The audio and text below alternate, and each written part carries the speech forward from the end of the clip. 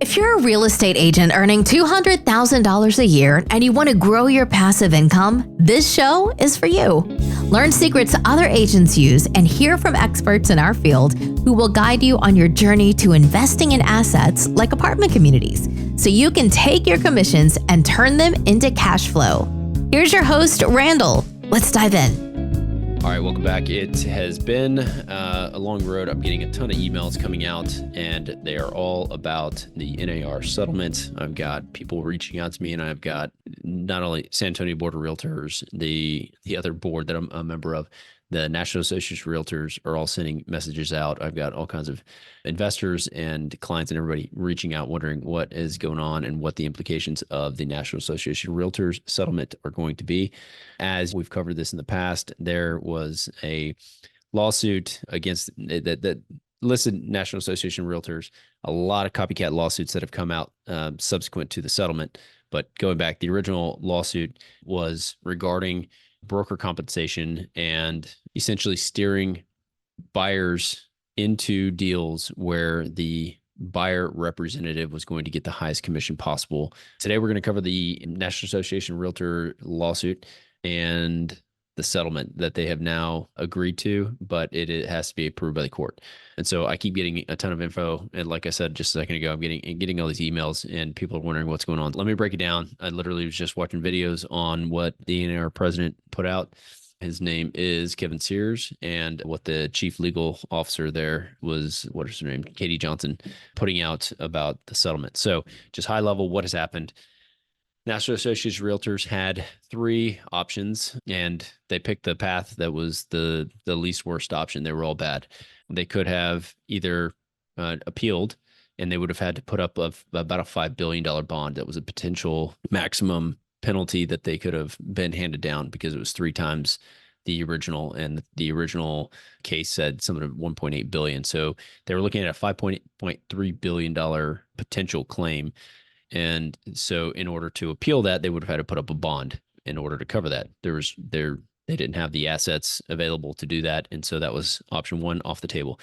So the second option was if they went to appeal, so they could post the bond and they went on appeal, it still would have left all the additional associations around the country open to litigation. So the third option, which was working out a settlement, would be one, to settle with NAR, but also to settle all of the copycat cases that have popped up around the country for all the individual MLSs and other brokerages and that sort of thing.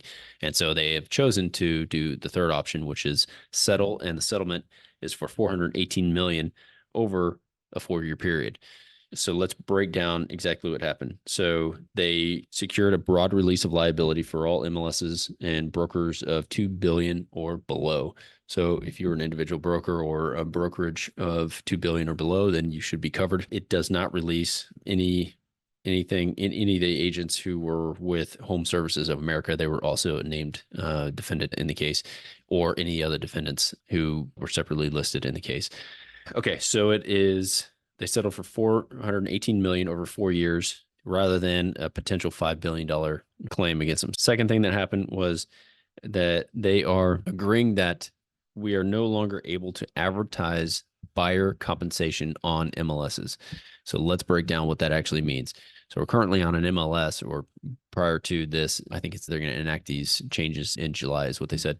But prior to this, you would go on the MLS, you would look at all the listings of commercial and residential, it didn't really matter, land, anything. And it would say the buyer's compensation on there. So 3% is being offered from the sell side to cover your buyer coming into that deal. So as an agent, you could go in, you could see that and say, oh, nice. And then you may have another one that says 2.5%, or one that says 1%, or one that says no. And what the whole crux of that lawsuit was, that would steer buyers, representatives into the 3% commission deals. And I don't disagree with that. But again, like I said on a prior podcast, it's never been the case where you can't go and get your compensation from the buy side as well. It's just, so let me dive into that in just a second, my actual take on this whole deal in just a second. But so you can no longer actually advertise that on the MLS. So the MLSs are all going to, every one of them is going to cut this out. Like, it's just going to be a whatever the negotiated price is. However, in the statement from NAR, they state a few easy loopholes that you could immediately get around this, right? And they say that you can talk about it offline. So either a phone call, which again, all right, I'll get into that in a second. The last thing that the settlement states is that you must have a written buyer rep agreement going forward. So that document's always been in place and available from all the associations, and like the Texas Association has one, Texas Association of Realtors, and it's a promulgated form. You could use it, and you should have been using it this whole time anyway, because then it guarantees your compensation if the sell side doesn't pay you, right? And then it's an agreement between you and the buyer, how much you're actually working for. If you don't have that and the sell side decides not to pay you, then you end up not getting paid. You've done all this work, you don't get paid.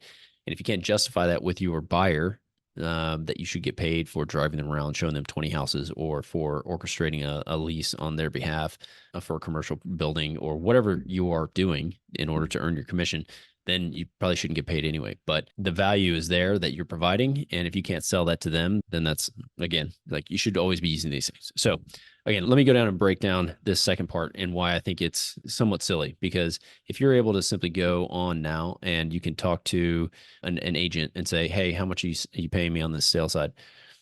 They'll tell you. So now it's just going to be a quick phone call, which is causing a little bit more friction in the transaction process, which makes very little sense, but it's still going to happen.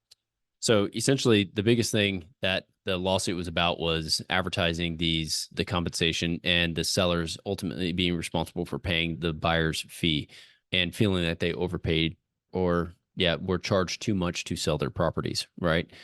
So again, what essentially I feel like is going to happen is there's going to be this secondary market somehow. It's going to be a mechanism where the seller or seller's agent is simply relaying to the buyer's agent how much compensation they're going to get. That's one thing. I don't know. I don't know. Maybe sellers now are going to be only arguing for 3% or maybe less, or I don't know. So I'm not sure how it's going to work out on that front, but I do know that things are going to be shaken up just a bit. But if it turns into a deal where the seller, because here's the crazy thing, Katie Johnson from NAR, Chief Legal Officer, she pauses and she says, I want to be clear that all this means is that you cannot advertise that rate on MLS. You can, however, still have the seller offer to pay all the buyer's closing costs. So if now the commission is going to be paid by the seller or the seller's agent or the list agent, and on the residential side, you're going to have a buyer rep coming in and still wanting to get paid, and the buyer has agreed to pay them 3%. Okay, what happens if the seller now has to pay or offers to pay buyer's closing costs equal to 3%?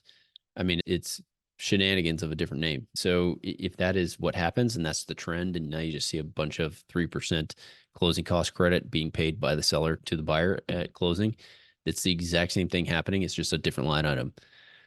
And NAR is not shy about sharing it. It's on this website. Again, if that's what happens, I don't understand what this litigation would have solved other than just making a lot of attorneys some money. Anyway, that's what I see on that front, and that's what's actually happened with the settlement. It has to be approved by the court, so it's not finalized yet, but I think both sides have agreed and they've submitted it to the court for approval. So I don't see what would stop that. Maybe we'll find out soon enough. Okay, so that's what's going on the local brokerages side. If this settlement goes through, then it shouldn't be a thing any longer, other than the changes that have to be enacted. So that's the latest that we've heard on the National NAR settlement. And so if you have any questions or you want to talk about it, feel free to reach out to me. Emails podcast at Agents Building Cashflow. Happy to chat about it and get your feedback on what you think is going to happen and the possibilities for brokerage going forward. You guys have a great rest of your day, and we'll see you on the next episode. Did you know that 80% of the agents we speak with got into real estate in order to gain passive income so they could obtain financial freedom and become work optional? If you want to stay up to date, the best way is to make sure you're subscribed. So if you haven't done that, go ahead and do it now. We'll catch you on the next episode.